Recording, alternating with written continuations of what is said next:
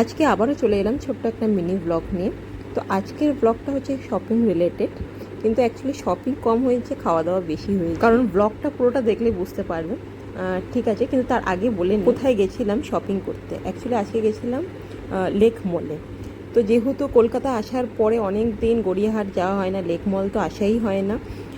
বিগত 4-5 বছর তো হয়েই গেল, কারণ আমি ব্যাঙ্গালোরে থাকি, তো তোমরা তো সবাই জানো। তো যখন সুযোগ পেয়েছি দুর্গাপুজোতে ঘোরার, আর দুর্গাপূজা মানেই শপিং, তো শপিং তো করবোই ভালো জায়গা থেকে। আর লেক মল হচ্ছে আমার সব থেকে ফেভারিট একটা প্লেস, যেখানে আমি বেশিরভাগই মানে শপিংটা এখান থেকেই করা পছন্দ।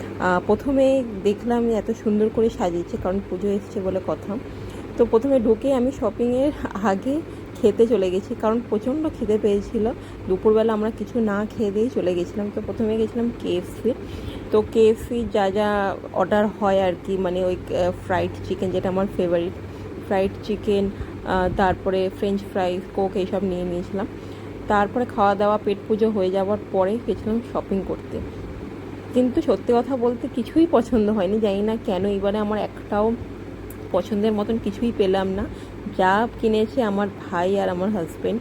তো তাদের শপিং করা ব্যাগ নিয়ে আমি একটু ফ্লেক্স করছিলাম। তারপরে একটু ঠান্ডা খেতে ইচ্ছা হলো, তো এই কোনটা কিনে নিয়েছিলাম। যা গরম পড়েছে, তাই মনে হলো যে ট্রেনের থেকে বেটার অপশন হচ্ছে উবের। আমরাও গাড়ি বুক করে চললাম বাড়ির উদ্দেশ্যে। তোমাদের যদি এই ব্লগটা ভালো লেগে থাকে তাহলে অবশ্যই লাইক, কমেন্ট আর শেয়ার করবেন। Bye, take care.